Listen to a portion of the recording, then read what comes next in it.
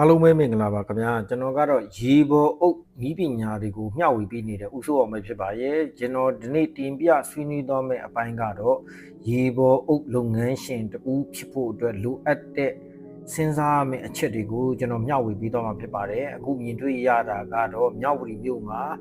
လက်ရှိအောင်မြင်နေတဲ့ CSC စက်ရုံတရုံရဲ့လုံနေတဲ့မြင်ကွင်းတွေဖြစ်ပါတယ်ယခုစက်ရုံကတော့ CSC အုပ်တွေကိုသူတို့ကတော့တနေ့ကိုအုပ်တွေထောင်နဲ့တောင်းနဲ့ချီများစွာထုတ်လုပ်တဲ့စက်ရုံအကြီးတစ်ခုရှိပါတယ်သူစက်ရုံကတော့မြောက်ဝတီမြို့မှာတည်ရှိပါတယ်ဒီစက်ရုံကဆိုလို့ရှိရင်ဒီလက်မ8လက်မ24လက်မနဲ့8လက်မပတ်လဲ24လက်မသူကတော့အုပ်တွေကို24လက်မစိုက်ကြီးထုတ်လုပ်ပါတယ်သူရှိကအုပ်တွေများသောအားဖြင့်အကုန်လုံးနီးပါးကိုရေပေါ်ကြပါတယ်သူ့ရဲ့အုပ်တွေကလည်းအရည်သွေးကောင်းမွန်တဲ့အုပ်တွေဖြစ်ပါတယ်သူ့အုပ်စက်ရုံကဆိုလို့ရှိရင်မြောက်ဝတီပြုံပေါ်မှာလည်းနာမည်ကြီးပါတယ်မြောက်ဝတီအနီးနားမှာရှိတဲ့ရွှေကုတ်ကူမြို့တည်ကြီးကိုလည်းဒီလို CSC အုပ်တွေနဲ့တိဆောက်ခဲ့တာဖြစ်ပါတယ်ဒီ CSC အုပ်တွေကဆိုလို့ရှိရင်ကျွန်တော်တို့နေဆက်မှာဆိုလို့ရှိရင်ထိုင်းစည်းကွက်နဲ့လူပြီးတော့ကျွန်တော်တို့က quality အရည်သွေးကိုမှီမှပဲကျွန်တော်တို့ကဒီအုပ်တွေကိုအရည်အသွေးကောင်းမှပဲရှင်ပြီးတော့တိုးလို့ရတဲ့အနေအထားကြောင့်သူကလုပ်ငန်းလုပ်တဲ့လုပ်ငန်းရှင်ကအရန်ကိုစူးစမ်းခဲ့ရပါတယ်လွန်ခဲ့တဲ့4-5-6နှစ်တည်းကသူကစူးစမ်းပြီးတော့ဒီ CSC အုပ်တွေကိုစူးစမ်းပန်းစားနဲ့လှုပ်လာခဲ့တဲ့အတွက်ကြောင့်ယခုအချိန်မှာဆိုရင်သူ့စက်ရုံကြီးကမြန်မာပြည်မှာကျွန်တော်သိတဲ့လောက်ကတော့အကြီးဆုံးလို့ဖြစ်နေပါပြီမြန်မာပြည်မှာဆိုရင်သူ့စက်ရုံတစ်ခုတည်းကပဲအုပ်တုံးကြီးတွေလောင်းပြီးတော့ကက်တင်ဆက်တွေနဲ့ထုတ်တဲ့စက်ရုံအကြီးတစ်ခုဖြစ်ပါတယ်သူ့စက်ရုံမှာဆိုရင်အခုမြင်နေရတာကတော့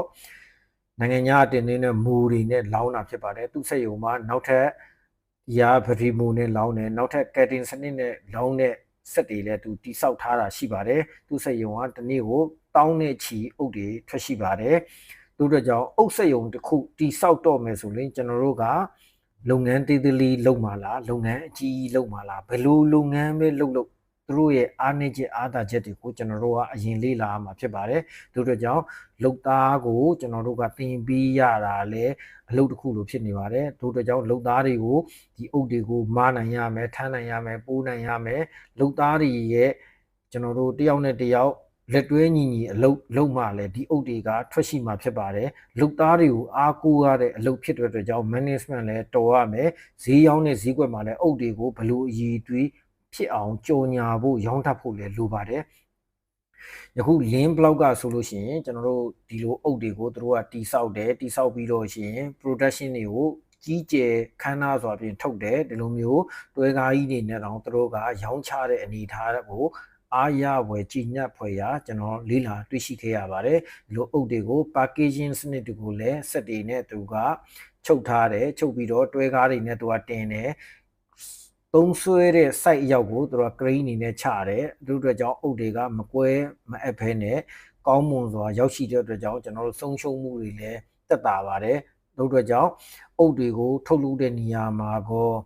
ပါကင်လုပ်တဲ့နေရာမှာကောသယ်ယူပို့ဆောင်တဲ့နေရာမှာတွေမှာရင်းနှီးမြှုပ်နှံမှုတွေကအများကြီးလုပ်ရပါတယ်တို့အတွက်ကြောင့်CSC အုပ်ကိုစလုပ်မဲ့လုပ်ငန်းရှင်တွေအနေနဲ့ကျွန်တော်တို့ကတီးတီးလေးလုပ်မှာလားကြီးကြီးလေးလုပ်မှာလားဆိုတာကိုပထမဦးစွာ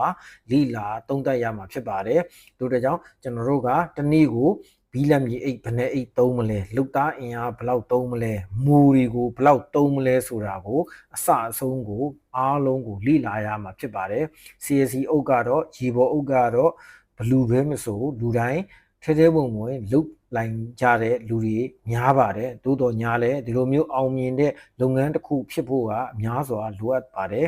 သူ့ရဲ့အုပ်တွေကဆိုလို့ရှိရင်ကျွန်တော်တို့ချိန်လိုက်လို့ရှိရင်တာမန်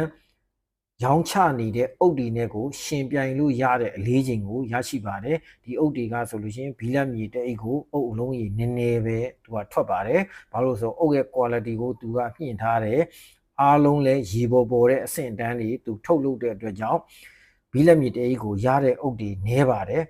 သူ့စက်ယုံကဆိုလို့ရှိရင်ဒီအုပ်တစ်ခုတည်းကိုရက်တီတာမဟုတ်ပါဘူးသူကကြံကင်တုံးတွေလည်းသူကလုပ်ပါတယ်ကြံကင်တုံးတွေကိုလည်းကျွန်တော်တို့ကွန်ကရစ်နဲ့ဖြော်ပြီးတော့လောင်းတာတွေလည်းရှိတယ် CACD နဲ့လုပ်တဲ့ကြံကင်တုံးတွေလည်းသူကဖန်တီးပြီးတော့လုပ်ပါတယ်